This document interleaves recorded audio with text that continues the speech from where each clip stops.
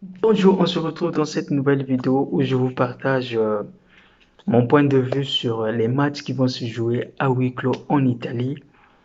La santé est primordiale, la santé est plus importante que tout, il n'y a rien à dire et la décision prise en Italie, c'est celle la plus sage et la plus espérée que pouvaient prendre les autorités.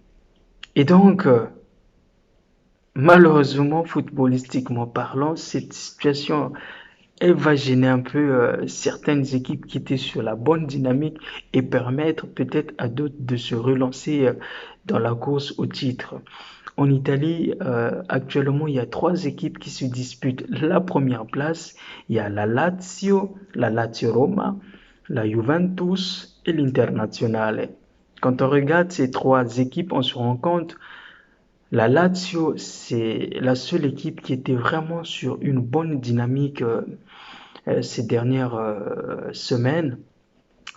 Inzaghi, il est en train de faire un bon travail avec des garçons comme Immobilier.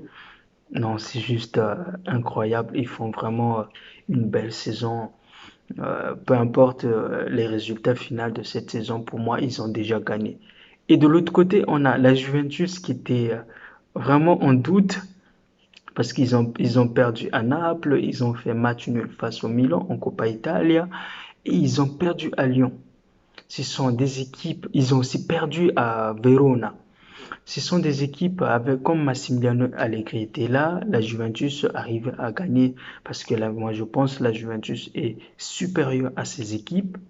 Malheureusement, avec Sarri, on n'a pas le même discours. On a une équipe de la Juventus qui doute un peu. Et d'ailleurs, Sarri, il est aujourd'hui douté à Turin.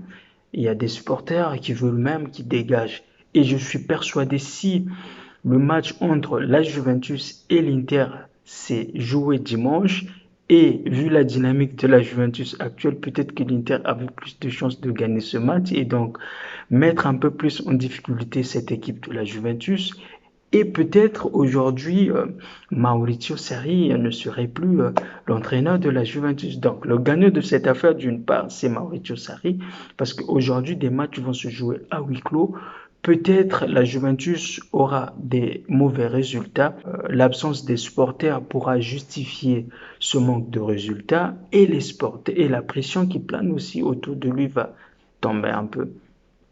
Et l'exemple le plus parfait de ce que les sporteurs peuvent créer dans ce sport, peuvent transmettre aux joueurs, c'est la remontée historique de Liverpool face au FC Barcelone.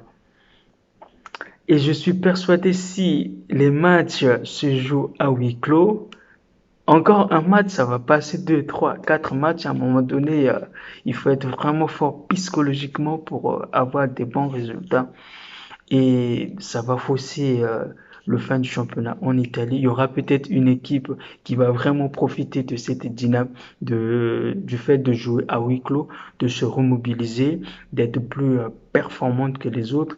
Et d'autres ne vont peut-être pas tenir le coup et donc avoir des mauvais résultats qui vont les empêcher de ne plus, de ne pas gagner, de ne pas aller chercher le titre comme la Lazio, parce que pour moi, ils sont en train de faire une très, très, très belle saison, comme je l'ai dit. Cette décision prise en Italie sera peut-être également prise en France, en Espagne, en Allemagne, selon l'évolution de l'épidémie.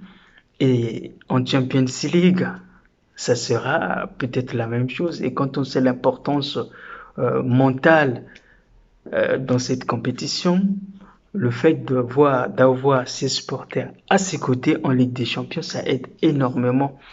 Et d'autres équipes vont vraiment en payer très cher.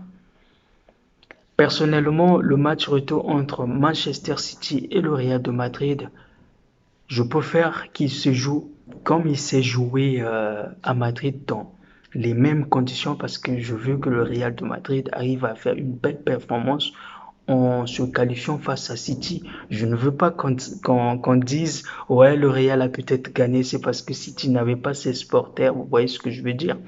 Je veux que mon équipe gagne en jouant un bon football et non en profitant de la situation chaotique de ce virus. Et il y a aussi les compétitions internationales qui vont bientôt arriver d'ici là, notamment l'Euro. Et aujourd'hui, les scientifiques le disent, c'est presque impossible de trouver un vaccin d'ici juillet. Et donc, ça va être compliqué. On ne sait pas comment vont se passer les événements sportifs dans l'avenir. C'est une situation vraiment inquiétante. J'espère que les scientifiques vont vraiment trouver très vite quelque chose. Sinon, ça sent pas bon. Voilà ce que je pense un peu de cette affaire sportivement parlant. Merci beaucoup. Prenez soin de vous. On est ensemble. Ciao.